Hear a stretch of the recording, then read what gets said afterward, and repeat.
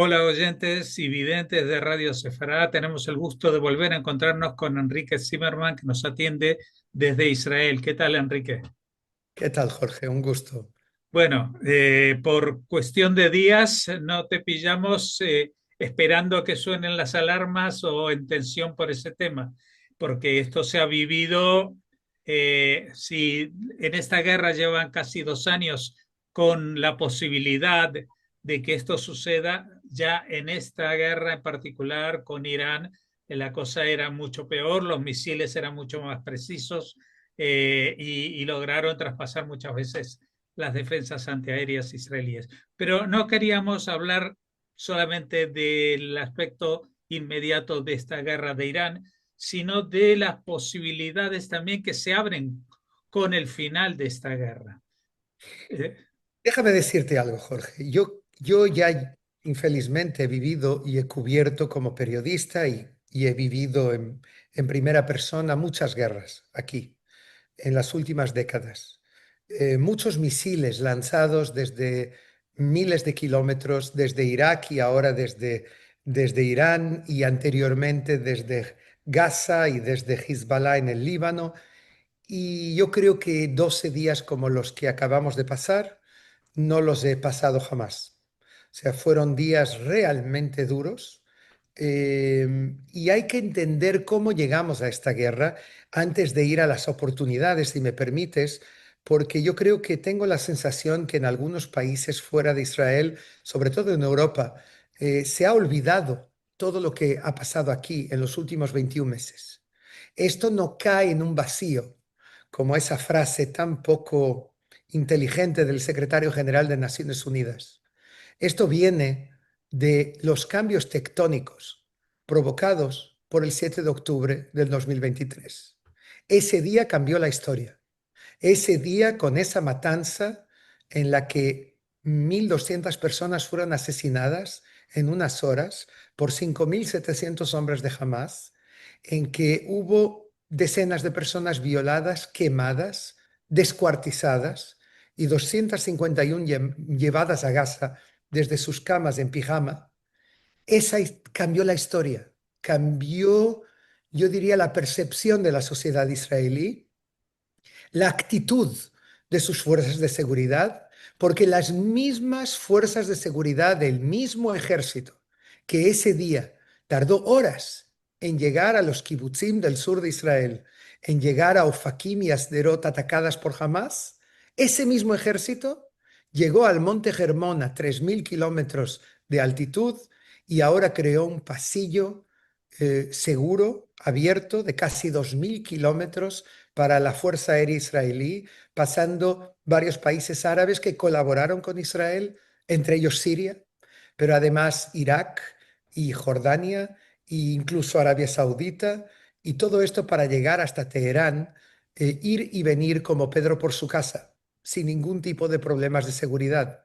Y no solamente esto, sino que Israel durante 12 días, el mismo ejército que fracasó de esa forma el día 7 de octubre, hace 21 meses, logró controlar todo el espacio aéreo de un país 80 veces más grande que Israel. O sea, lo que pasó aquí es, yo diría, un cambio de paradigma. Por la primera vez, quizás desde la Segunda Guerra Mundial, quizás desde la creación de Israel, hay un cambio de paradigma tan grande que lo que vamos a ver ahora, a partir de ahora, hablando ya de lo que me preguntas, de las oportunidades, es una serie de reacciones en cadena que yo creo que la mayoría de la gente aún no tiene la percepción ni el entendimiento de lo que ya está pasando, mucho más de lo que va a pasar probablemente en los próximos meses, en los próximos años. bueno, hemos visto en estas últimas horas declaraciones de Witkoff de Estados Unidos diciendo de que en esa lista que pocos meses antes del estallido de esta guerra llegaban los rumores, este país también se sumará a los acuerdos de Abraham y este otro, pero según Witkoff hay nombres que la gente ni se imagina que están haciendo cola en este momento, porque esto no solamente fue un golpe para Israel, también entiendo yo que fue un golpe muy fuerte para el mundo árabe. El decir, pareciera como que este era como las películas del oeste americano, era el último fuerte, no de Occidente, sino del propio mundo árabe frente a las pretensiones expansionistas e imperialistas de Irán a través de sus ejércitos delegados, ¿no? El mundo árabe tiene un problema y es que hay una dualidad.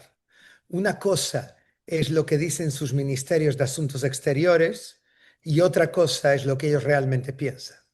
Entonces a mí me ocurrió que yo estaba en uno de estos países, ¿por qué no decirlo?, en Arabia Saudita, y vinieron a hablar conmigo príncipes que me dicen, brother, así me dicen, hermano, esto es un sueño realizado, pero por favor, derribar la cabeza de la serpiente, porque también para ellos Irán es la cabeza de la serpiente.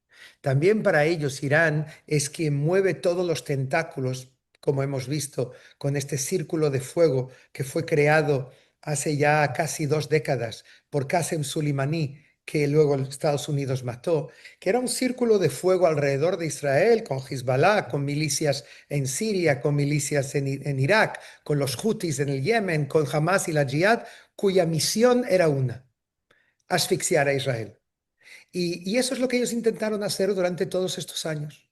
Y el 7 de octubre fue parte de todo esto. Este círculo de fuego que fue financiado con miles de millones de dólares por Irán se incendió totalmente.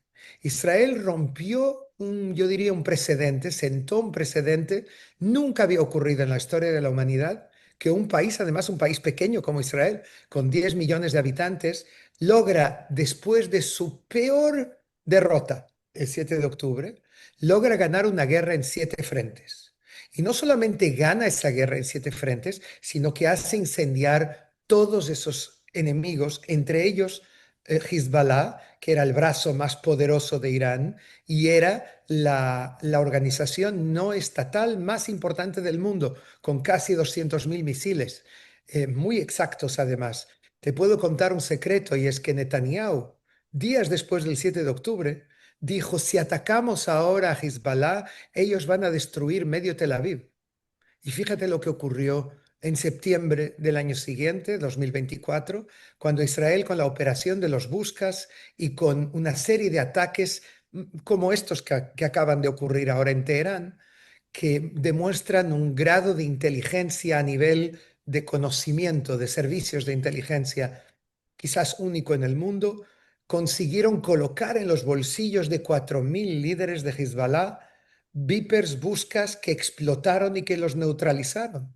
Y de hecho, yo creo que nadie pensó, te voy a decir una cosa, yo creo que ni el mismo Netanyahu creyó que algo así podía ocurrir. Y eso se repitió ahora calcado aún más, yo creo, aún con más mérito en Irán.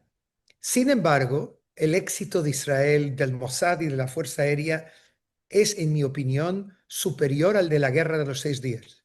En la Guerra de los 6 días Israel tenía 200 aviones y perdió un 10%. Es verdad que fue un éxito que fue estudiado en todas las academias militares del mundo, pero yo creo que lo que ocurrió aquí en Teherán, en Irán en general, con este ataque israelí, no solamente va a ser estudiado en las academias militares, sino que va a cambiar, ya está cambiando de hecho, la realidad geopolítica.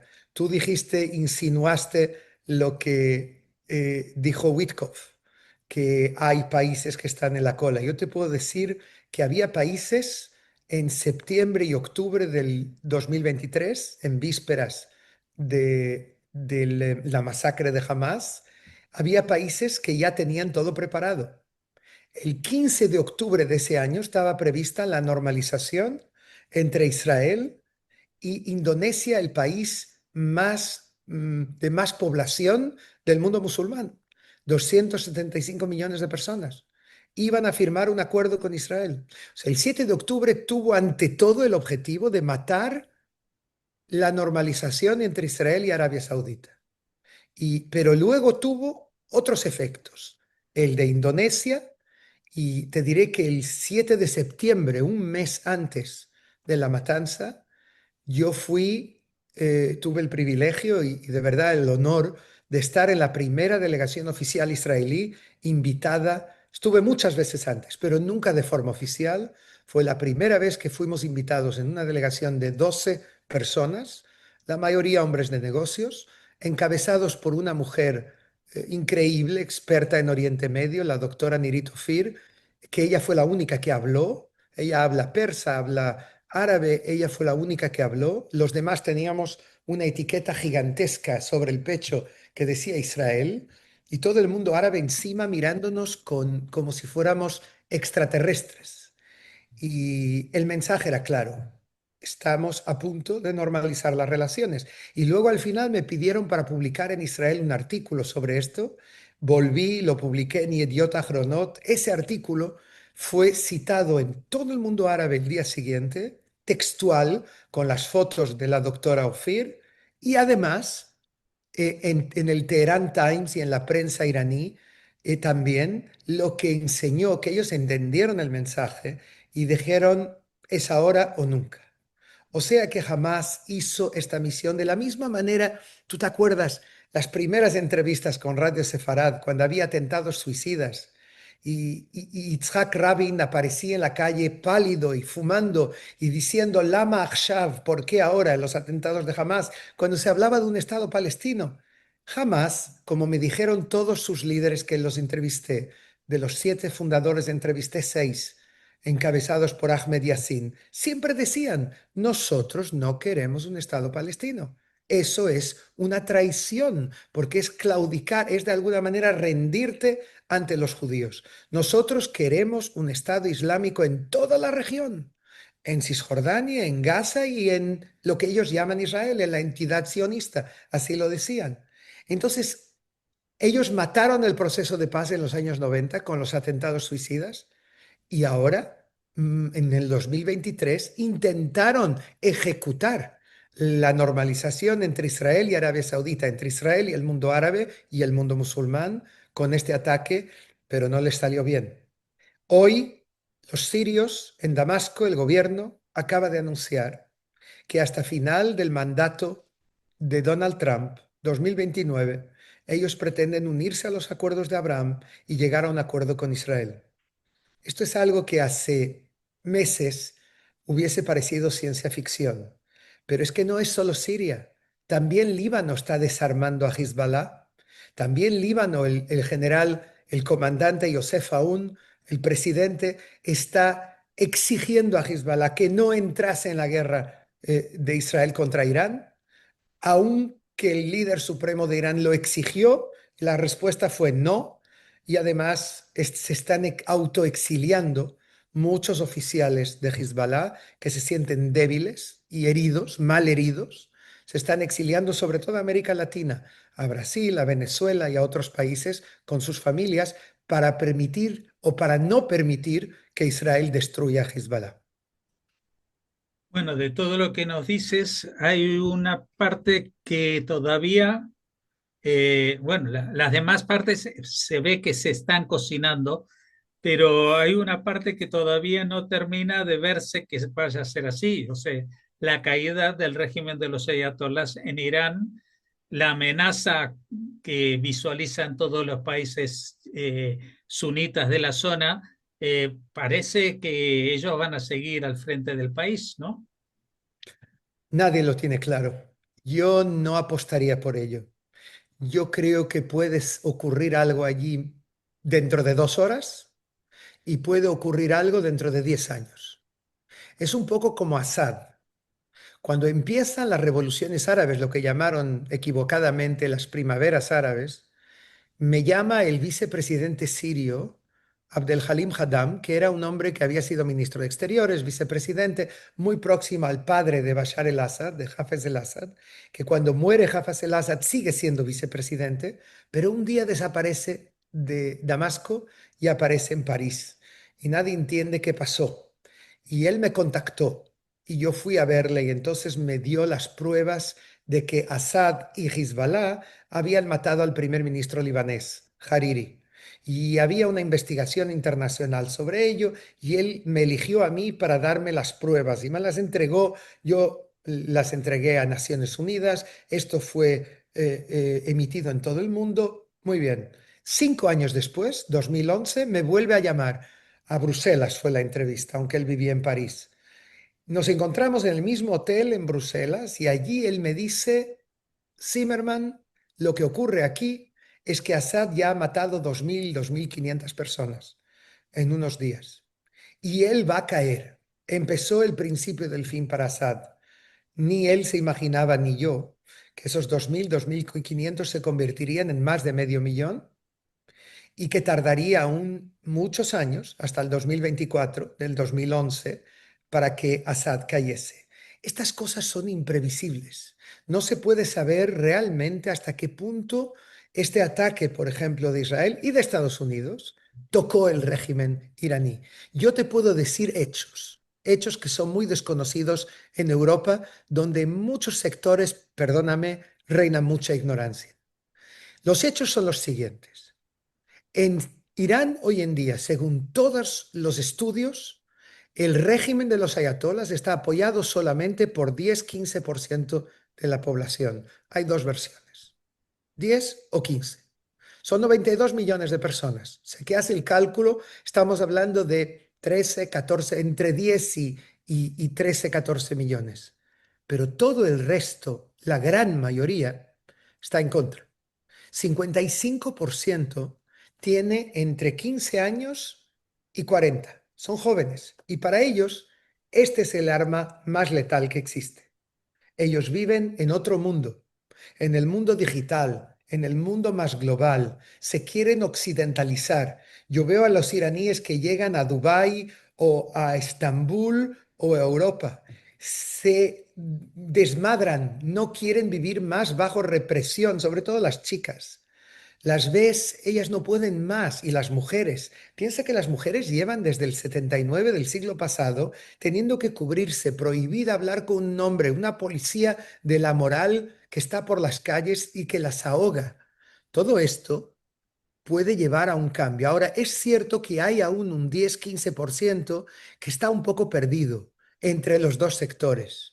Y este sector, un poco en la zona gris, teme, no quieren este régimen, pero temen que Irán se pueda volver una especie de Libia o de lo que era el Líbano o incluso Siria o Irak, un caos. Temen que no haya una alternativa. Ahora, ¿qué hace falta para que caiga un gobierno? Hacen falta dos cosas. Una, que el país esté lo suficientemente avalado, y esto lo está, no hay duda, después de los ataques israelíes. Imagínate al joven iraní que está en Teherán, los que quedaron, porque la mitad de la población se fue, 5 millones de personas de los 10, pero imagínate el que se queda, que mira arriba y que ve aviones israelíes sobrevolando 24 horas al día y drones, aviones sin piloto israelíes atacando todo tipo de objetivos. Eso es durante 12 larguísimos días, si quieres un día de 12 con 12 días dentro. Entonces, esto afecta a todo el mundo, pero claro, hace falta una segunda cosa, y es una organización política. Y en este momento no lo vemos aún. Yo escuché esta mañana manifestaciones en Teherán que vi en los medios de comunicación y en las redes sociales en las que jóvenes gritaban Reza Pahlavi, el hijo del Shah. Shah es en persa rey, el hijo del antiguo rey, que era un dictador de hecho, pero comparado con los ayatolas es un santo para ellos. Entonces algunos gritaban que le quieren de vuelta. Yo sé que dentro del régimen iraní hay una movida súper interesante de gente como el antiguo presidente Hassan Rouhani, que es de verdad un reformista, que alguien lo definió como el Gorbachov del régimen iraní. O sea, como la persona que puede intentar llevar a una transformación de este régimen obscuro, teocrático, dictatorial. De verdad, una cosa que intenta devolver este gran país que es Irán al siglo VII.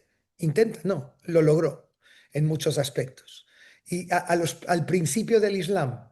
Bien, esta gente empieza a hablar de que no puede ser, de que basta, de que no se puede seguir así. Piensa que hoy, por primera vez, Ali Khamenei, el líder supremo, apareció después de una semana de estar encerrado y nadie sabía dónde está. Siguen sabiendo, sin saber, pero no salió a la calle. Ya está como Nasrallah, actúa como el líder el secretario general de Hezbollah, que estuvo encerrado en el búnker desde el 2006 hasta que le mataron cuando veía el discurso de Netanyahu en Naciones Unidas y le cayó una bomba en la cabeza en su búnker, en Beirut, en la Dajia. La pregunta es qué pasará. Yo creo que Israel y Estados Unidos decidieron no tocar en Ali Khamenei, no por amor a él, sino porque querían que haya alguien que esté allí para tomar decisiones. Alguien lo definió como beber el vaso de veneno. ¿Te acuerdas que cuando hubo 8 años de guerra entre Irán e Irak en los años 80, al final el Ayatollah Khomeini, que era entonces el líder previo al anterior, dijo voy a beber un vaso de veneno y voy a aceptar un alto el fuego? Hacía falta alguien que beba el vaso de veneno en este momento. Pero, ¿qué pasará con el régimen? Yo he visto una cosa muy interesante que tampoco salió en los medios de comunicación. Israel destruyó las guardias revolucionarias. Se van a reconstruir, pero las destruyó y casi no tocó en el ejército iraní. ¿Por qué será? Se decía en España antiguamente. Bueno, por un motivo muy claro, para que haya alguien que pueda tomar el poder en caso de algún tipo de cambio del régimen, ocurra cuando ocurra. Bueno, todo esto que nos dices es súper interesante, pero dado que estamos hablando de futuros posibles y empezamos hablando de un grupo posiblemente muy amplio de países con mayorías musulmanas que están a punto de acercarse a Israel diplomáticamente, este acercamiento es algo que va a ser definitivo, es decir, porque hay muchos que apelan a esto que creo que en árabe se llama taquía, es decir, admitir como una negociación mientras tanto hasta poder recuperarse y volver a atacar. El mundo árabe podría llegar a admitir y asumir con naturalidad la existencia de Israel. Y cuando digo el mundo árabe, no me refiero solamente a los líderes, porque seguramente los líderes lo tienen muy asumido, pero ¿qué pasa con el pueblo? Porque lo vemos con Egipto y Jordania, que a pesar de que las autoridades colaboran con Israel, pues en la calle esa sensación sigue estando bastante empapada de adversidad, ¿no? Contra Israel. ¿Cómo lo ves?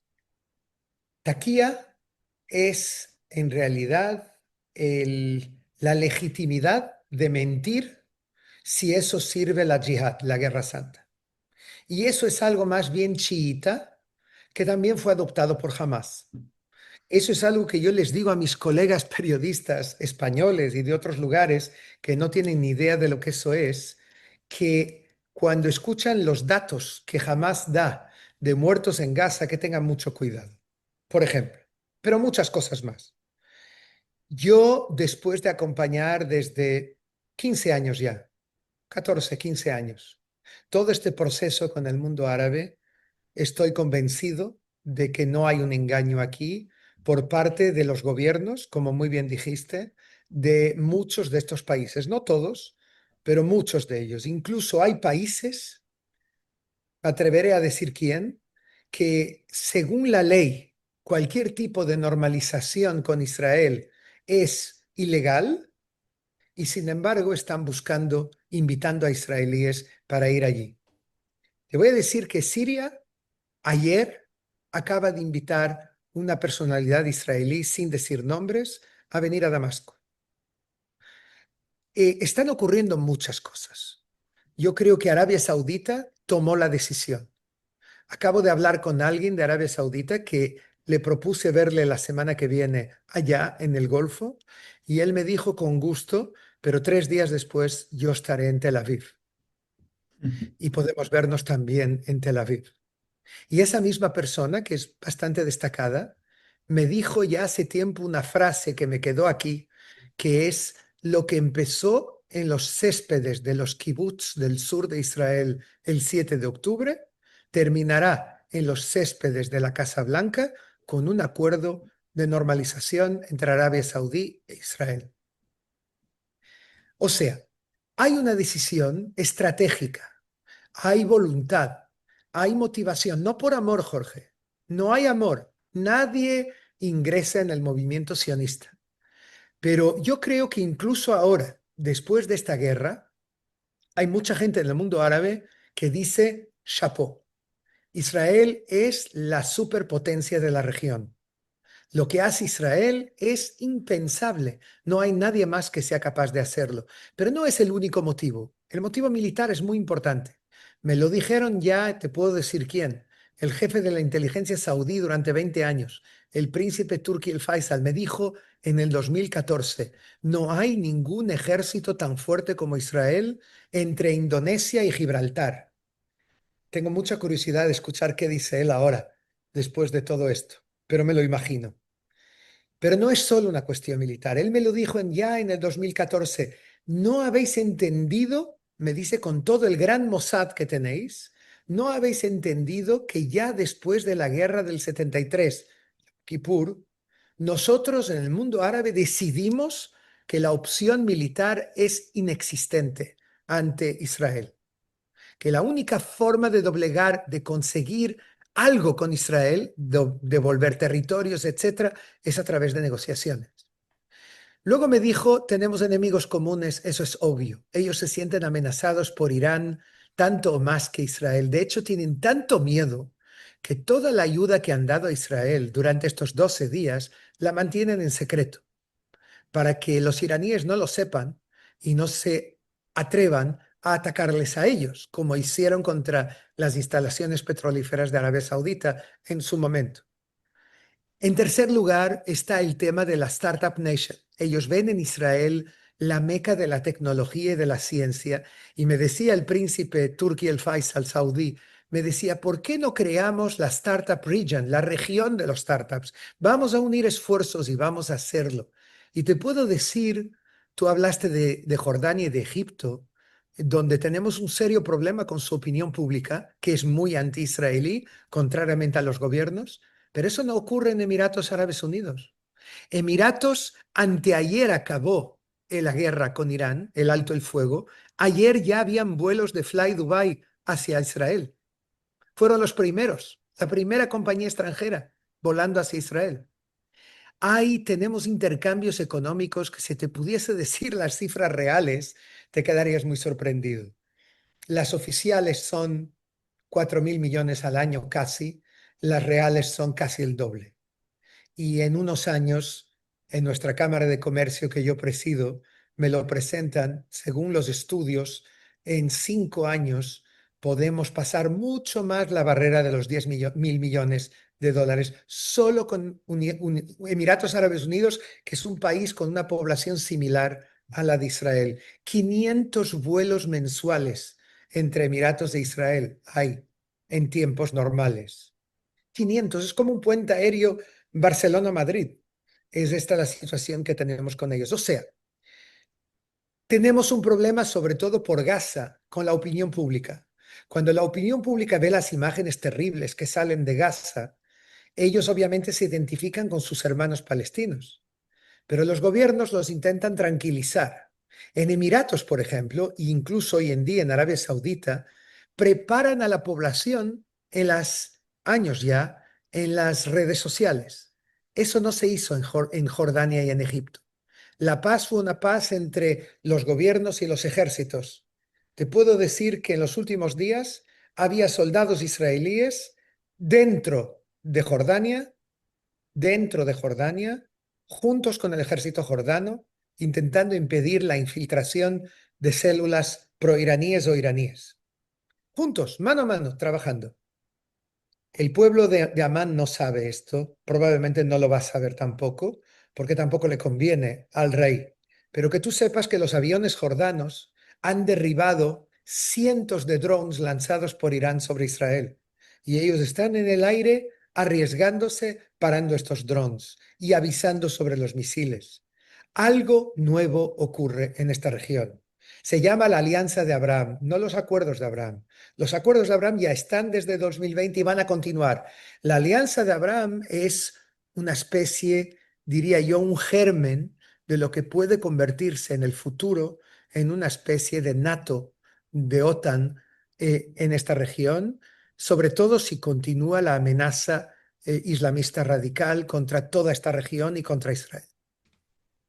Pues, ¿qué te voy a decir, Enrique?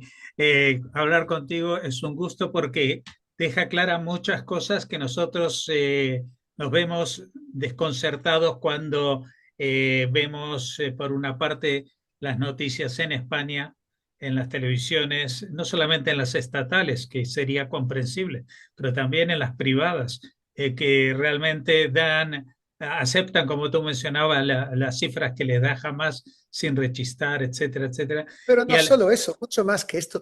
Jorge, en España los medios de comunicación viven un apagón, un auténtico apagón. Están contaminados de una forma preocupante. Yo creo que el problema no es de Israel en sí. Es un problema de lo que son los medios de comunicación. Se han convertido en un periodismo McDonald's, en un periodismo instantáneo, superficial y además que deforma la realidad. O sea, el periodismo del TikTok, de las películas de 15 segundos que determinan todo un fenómeno que es en realidad el conflicto más complejo y más largo de la historia de la humanidad en este momento. Y hay tanta ignorancia y tanta superficialidad que lo que ocurre es que unos se copian a los otros y creen que están diciendo axiomas y no entienden que están deformando la realidad de una forma, te digo más, incluso cuando hay cosas que supuestamente son positivas para Israel, siempre les dan la vuelta y lo maniquean de alguna manera, lo cuentan de una forma como si fuese algo negativo por parte israelí. España ha perdido su lugar alrededor de la mesa del futuro. Y esto me duele a mí personalmente. Yo creo que España podría, la España de la Conferencia de Paz de Madrid de 1991, donde todo empezó, donde por primera vez tenías israelíes, palestinos, sirios, jordanos, egipcios, todos juntos en la misma mesa, con España, coordinados por España, en el Palacio del Rey de España.